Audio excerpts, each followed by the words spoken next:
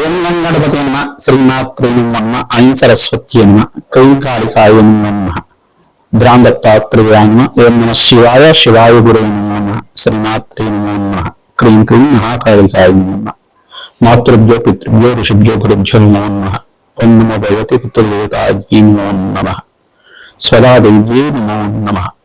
YouTube ప్రేక్షకులందరికీ కూడా నమస్కారం అండి.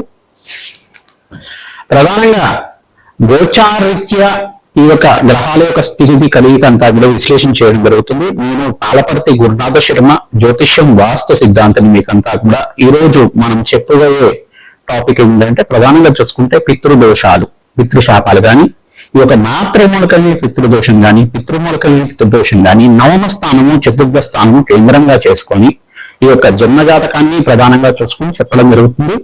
ప్రధానంగా చూసుకుంటే లగ్నాన్ని కేంద్రంగా చూసుకోవాలి. జన్మ జాతకమే ప్రధానమైన జాతకంగా అందరికీ కూడా విశ్లేషణ గురించి చెప్తున్నాం. ప్రధానంగా జన్మ జాతకమే ప్రధానమైన జాతకం. గోచార చక్రం అనేది ప్రస్తుత కాలానికి మీకంతా కూడా ఈ గ్రహస్థితి ఈ రకంగా ఉంటే గోచారీత్యా గ్రహాలు మారినప్పుడు మీకు అదృష్ట యోగం కలిసి వస్తుందని చెప్పి, లాభాలు గణిస్తాయని చెప్పి, గ్రహాల యొక్క స్థితిగతి వాళ్ళ ఉన్న స్థానాలు బట్టి ఈ యొక్క వాళ్ళ మిత్రక్షేత్రాన్ని బట్టి అంతా కూడా చెప్పుకోవడం జరుగుతుంది. కానీ జన్మజాతకుల్లో ప్రధానంగా ఆగామి సొచ్చిత సంచిత ప్రారంభ కర్మలు అని చెప్పేసి జ్ఞాత అజ్ఞాత కృత సంచిత ప్రారంభ కర్మలు అంటే ఈ కర్మల శేషాన్ని అనుభవించి మానవాళి యొక్క జీవన విధానం అనేది ఉంటుంది అన్నమాట. ప్రధానంగా చూసుకుంటే గరుడ పురాణంలో చెప్పిన ప్రకారంగా ఈ యొక్క మానవాళి యొక్క జీవన విధానం అంతా కూడా పితృదేవతలకి పితృస్థానానికి అంతా కూడా చేరడానికి ఎటువంటి కర్మలు ఆచరిస్తే కనుక ఈ యొక్క పితృదోష నివారణ అంతా కూడా నివారణ జరుగుతుంది అనేది తెలుసుకోవడం జరుగుతుంది. ప్రధానంగా ఒక జీవి అంటే ఒక మానవుడు కానీ ఒక మనిషి అంతా కూడా ఈ యొక్క మృత్యు అయిపోయిన తర్వాత చనిపోయిన తర్వాత ఈ యొక్క ఆత్మ అనేది శరీరం నుంచి బయటకు వచ్చేస్తుంది. ఆత్మ అనేది నన్ను ఏమంటారంటే ఆత్మని ఈ యొక్క మొదటి చనిపోయిన తర్వాత ఈ యొక్క 12 రోజుల దాకా లేదా 16 రోజుల దాకా దాన్ని ప్రేతము అంటారు. దానికి ఏమైతుందంటే యాతనా శరీరం అనేది ఉంటుందన్నమాట. ఈ యొక్క భగవంతుడి యొక్క స్థానానికి అంటే ఉద్వలోకాలకు అంతా కూడా అవుతుంది ఈ యొక్క యాతన శరీరంతో ఆత్మ అంతా కూడా. యాతనా శరీరం అనేది చెప్పేసి అంటే దీనికంతా కూడా యాతనా శరీరానికి పతానికి ఏమి ఉంటుంది, ఒక దుఃఖం అనేది ఉంటుంది కానీ ఆకలి దక్కికలు ఉంటాయి, దుఃఖం అనేది ఉంటుంది. ఈ యొక్క యాతన శరీరం అంటే ఏదైనా శిక్షలు అనేవి ఉంటాయి కనుక పాపకర్మలు దుష్కర్మలు చేసుకుంటే కనుక ఆత్మ కానీ ఆ జీవుడు కానీ పాపకర్మలు చేసుకుంటే నరకవాదులు అనుభవించడానికి యాతన శరీరం అనేది ఉంటుంది. లేదు ఈయన పుణ్యాత్ముడు పుణ్యకర్మలు చేసుకున్నాడు, దేవతా స్మరణం చేసుకున్నాడు, యజ్ఞాత కృతం చేశాడు, ఈ యొక్క ఆత్మ అంతా కూడా పరిశుద్ధంగా ఈ యొక్క పరిపూర్ణంగా అంతా కూడా ఉంది. ఈ యొక్క పూర్ణ శరీరంగా పూర్ణాత్మకుడుగా అనంతంగా పుణ్యలోకాలకు వెళ్ళడానికి అర్హులైనంత కూడా ఈ యొక్క ఆత్మశుద్ధిగా ఉంది. ఇదంతా కూడా దైవలోకాలకు వెళ్ళడానికి పుణ్యాత్మగా పరిగణించి దీనికంతా కూడా భోగ శరీరం అనేది వస్తుంది అన్నమాట. స్వర్గలోకంలో ఉండడానికి భోగ శరీరం అంటారు. దాన్నంతా కూడా పుణ్యాన్ని అనుభవించడానికి అక్కడంతా కూడా ఆనందంగా ఉండడానికి ఆస్కారం ఉంటుంది. ఇక్కడ యాతన శరీరంతో నరకబాధలు అనుభవిస్తూ ఉంటారు. ఇది యాతన శరీరం ఉండడం కానీ ఈ యొక్క భోగ శరీరంతో ఉండడం కానీ ఈ యొక్క ఆత్మ సిద్ధాంతాన్ని అంటే ఆత్మ యొక్క ప్రాణం అంతా కూడా జరుగుతూ ఉంటుంది, సంవత్సరకాలం పాటు జరుగుతూ ఉంటుంది అన్నమాట యాతన శరీరంతో.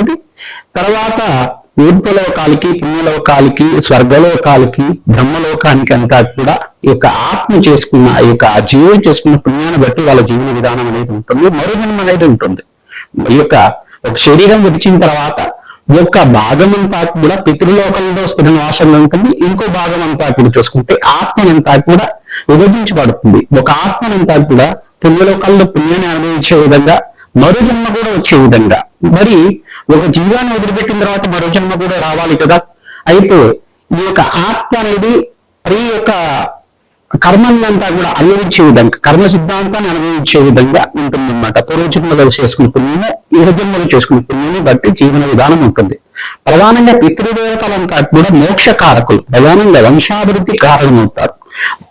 ప్రధానంగా పితృదేవతలు ఆరాధన చేసుకోవడం వల్ల పితృదోష నివారణ అంతా కూడా పరిహారం చేసుకోవడం వల్ల పితృణాం శాశ్వత పరబ్రహ్మలోక స్థిరనాసిత్యత్ అంతా కూడా 27 తరాల దాకా పితృదేవతలంతా కూడా మోక్ష స్థానంలో ఉండడానికి కారణమవుతుంది. ప్రధానంగా మోక్ష నారాయణ బలి విధానం అనేది పూజ విధానం ఉంటుందన్నమాట.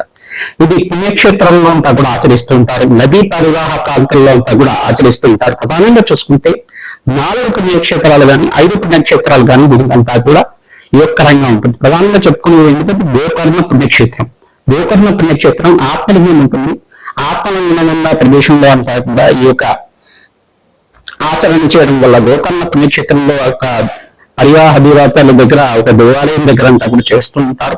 నదీ ప్రవాహం దగ్గర అంటే సముద్ర మార్గం దగ్గర అంతా చేస్తూ ఉంటారు. కావున ఈ పుణ్యక్షేత్ర ప్రాంతంలో అంతా కూడా అత్యంత పుణ్యప్రదంగా మోక్ష నారాయణ బలి విధానం చేయించుకోవడం, తిలహోమాన్ని ఆచరించడం వల్ల జన్మజాతకంలో మీకు పితృదోషం కానీ పితృశాపం కానీ ఉంటే గనక ఈ పరిహారం ఆచరించుకుంటే పితృణాం శాశ్వత పరబ్రహ్మ ఒక స్థితిమాదిత్యత్వం అని చెప్పేసి వేదం అంటుంది. కనుక ఈ యొక్క పితృదేవతలు ప్రీతికరంగా 4 తరాల వాళ్ళ పేర్లంతా కూడా మధ్వంశాన మాతృవంశానం, ఈ యొక్క నీ వంశానికి చెందిన వాళ్ళు తండ్రి వంశము, తర్వాత అమ్మగారి వంశము, సబంధు కానీ ఎవరైతే గనక చిన్న వయసులో కాలం చేశారు, అనుకోకుండా యాక్సిడెంట్ లో పోయారు కానీ, చిన్న వయసులో అనారోగ్యంతో పోయారని చెప్పేసి కానీ, గతించిన వాళ్ళ పేరు మీద అంతా కూడా పిల్ల ప్రదానం చేసి తిలతర్పణాలు చేయించి తర్వాత తిలహోమం అనేది ఆచరించడం, ఈ యొక్క బ్రాహ్మణుడికి అంతా కూడా భోజనాలు పెట్టడం అనేది జరుగుతుంటుంది అన్నమాట.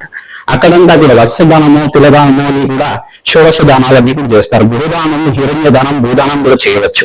ఈ యొక్క ఆవు దూడని కలిపి, ఈ యొక్క వృషభాన్ని కలిపి అంతా కూడా ఈ యొక్క భూమాత దానం చేసుకోవడం వల్ల 6 నెలల గ్రాసం అంతా కూడా దానం చేయడం వల్ల పితృశాపం నుంచి నివారణ కలుగుతుంది. సర్వే పితృణం శాశ్వత మోక్షసిద్ధి ప్రాప్త్యర్థం సంకల్పంతో పితృదేవతలంతా కూడా పరబ్రహ్మ లోకంలో స్థిర నివాసంగా ఉండడానికి ఆస్కారం ఉంటుంది. ఈ యొక్క ఆత్మ శుద్ధి కలగడానికి ఆ జీవుడికంతా కూడా సంపూర్ణమైన పూర్ణ శరీరం లభించడానికి సమయం పడుతుంది. వాళ్ళు చేసుకునే పుణ్యాన్ని బట్టి మరో జన్మ అనేది ఆధారంగా ఉంటుంది. మరియు మీరు చేసుకునే వాళ్ళకి సంతానంగా ఉండేవాళ్ళు ఆ యొక్క ఆత్మకి పుణ్యలోకాలు గతించాలి, పుణ్యలోకాల్లో తగ్గుల సిద్ధించాలి, మోక్ష ప్రాప్తి కలగాలి అంటే కనుక మీరు మీ పితృదేవత ప్రీతికరంగా దాన హోమాది కార్యక్రమాలు ఆచరించాలి, అన్నదానం చేయాలి. తద్వారా పితృశాపం నుంచి బయటపడడానికి ఆస్కారం ఉంటుంది. జన్మజాతకంలో వశాత్తు ప్రధానంగా ఏం చెప్తారంటే చతుర్థ స్థానము, 9వ స్థానం అంతా కూడా కేంద్రంగా చెప్పడం జరుగుతుంది. లగ్న చక్ర వశాత్తు లగ్నం తెలుసుకుంటే లగ్నం చూసుకోండి, లేదు రాశి తెలుసుకుంటే అంటే రాశిని చూసుకోండి. ప్రధానంగా చూసుకుంటే జన్మజాతకంగా అంతా కూడా విశ్లేషణ చేయడం జరుగుతుంది. కాబట్టి లగ్నాన్ని ప్రామాణికంగా చెప్తున్నాను. ఇక్కడ అంతా కూడా ప్రధానంగా 3 గ్రహాలంతా కూడా దీనికి కేంద్రంగా చెప్పుకుంటారు. రాహు గాని కేతువు గాని 9వ స్థానంలో ఉంటాయి కనుక లగ్న చక్ర వశాత్తు ఈ యొక్క పితృదోషం ఉంటుంది అని చెప్పేసి అంటారు. మరియు సూర్య భగవానుడు రాహుతో పాటు కలిసి ఉన్న ఏ లగ్నమైనా కానీ, మరియు శని యొక్క వీక్షణ అంతా కూడా 9వ స్థానంలో ఉన్న సూర్య భగవానుడి మీద ఉన్న, చతుర్థ స్థానంలో ఉన్న సూర్య భగవానుడి మీద ఉన్న పరస్పర వీక్షణ అంతా కూడా ఉన్నా కానీ ఈ యొక్క పితృదోషం వర్తిస్తుంది. పరస్పరంగా పుత్రులకి మరియు తండ్రికి అంతా కూడా విభేదాలు అనేది ఉంటాయి. ఈ యొక్క మనస్పర్ధలు అనేది ఉండడం కానీ, ఏక విగ్రహం రాయడానికి సమయం ఉండడం కానీ, అన్నతమ్ముల యొక్క సఖ్యత లేకపోవడం కానీ, ఇవన్నీ కూడా పితృదోషం కారణమవుతుంది. సంతానం అనేది ఆలస్యంగా జరుగుతూ ఉంటుంది. సంతానం అనేది కళ్యాణం అయిన తర్వాత ఆలస్యంగా జరుగుతుండడం కానీ, కొంతమందికి పుత్ర సంతానమే ఎక్కువ అవుతుండడం కానీ, స్త్రీ సంతానం లేకుండా ఉండడం కానీ, కొంతమందికి అయితే 4 కానీ 5 కానీ స్త్రీ సంతానం ఉండడం కానీ, ఇవంతా కూడా పితృదోషం కిందే పరిగణించబడుతుంది.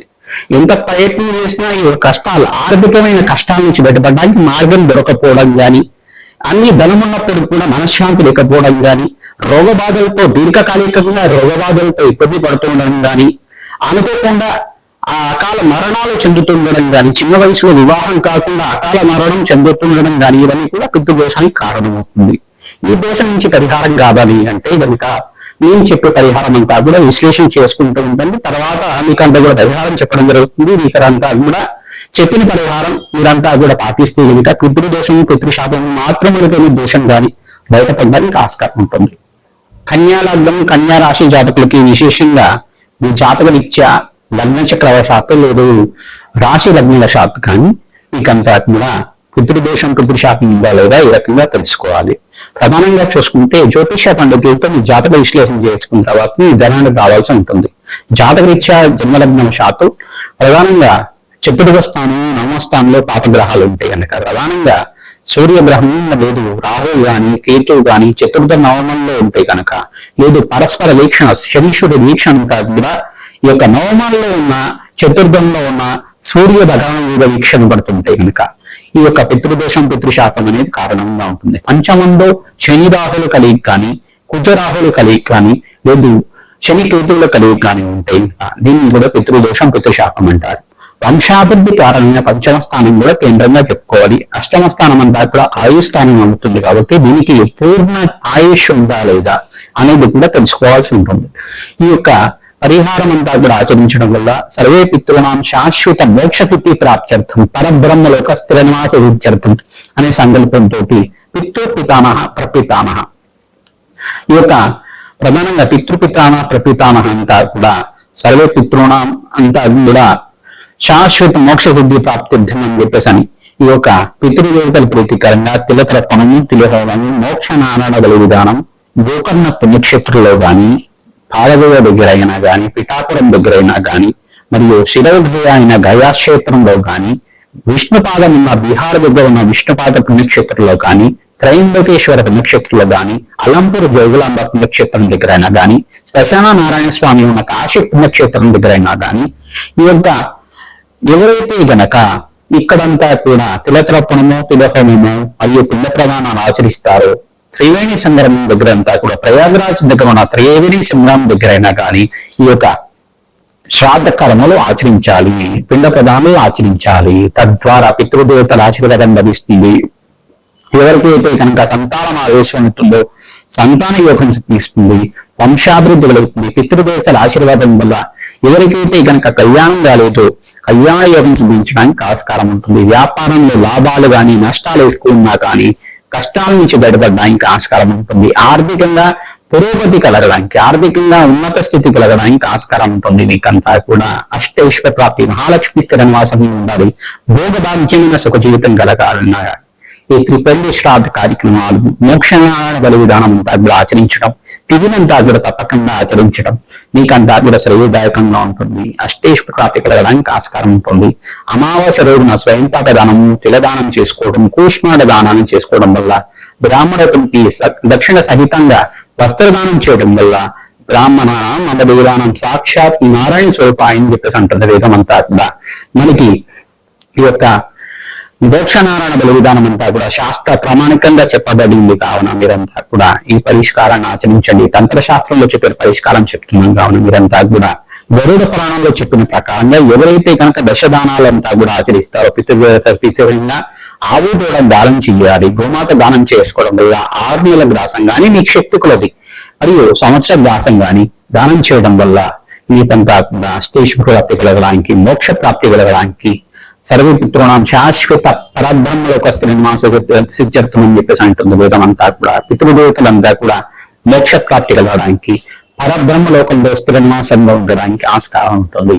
తద్వారా పితృదేవతల ఆశీర్వాదం కోసం మీరంతా కూడా మీరు ప్రతిరోజు కూడా పితృదేవత ఆరాధన చేయండి. పితృదేవతల ఫోటోల దగ్గరంతా కూడా నమస్కారం చేసుకోవడం, వాళ్ళని తలుచుకొని అస్త్రులంతా కూడా అంటే వాళ్ళని తలుచుకొని బాధపడడం కానీ చేయడం కానీ చేస్తుంటే కనుక దాని అస్త్రుతో ఉన్న ఈ యొక్క తర్పణం అంటారు. ప్రధానంగా ఈ యొక్క పితృతర్పణాలంతా కూడా ఆచరించుకోవడం మరియు చూసుకుంటే ఎవరైతే గనక ఈ యొక్క పితృదేవతల ప్రీతికరంగా వీరంతా కూడా ఈ యొక్క రావి చెట్టుని కానీ వేప చెట్టుని కానీ దేవాలయ ప్రాంగణంలో నాటడం వల్ల కూడా ఇకంతా కూడా పితృశాపం నుంచి బయటపడడానికి ఆస్కారం ఉంటుంది. పనస మొక్కనంతా కూడా దేవాలయ ప్రాంగణంలో కానీ మీ ఇంటి దగ్గరలో కానీ పనస మొక్కనంతా కూడా నాటాలి. తద్వారా శీఘ్రంగా మోక్ష ప్రాప్తి కలగడానికి ఆస్కారం ఉంటుంది. సర్వే పితృనాం శాశ్వత మోక్ష స్థితి ప్రాప్త్యర్థం అనే సంకల్పంతో కోటి కన్యా మహాదానం లభించడానికి ఈ యొక్క పితృదేవతల ప్రీతికరంగా ఎవరైతే కనుక పితృదేవతల ఆరాధన చేస్తూ ఉంటారో వాళ్ళకంతా కూడా అష్టేశ్వర ప్రాప్తి కలుగుతుంది. శ్రీమాత్రే నమః.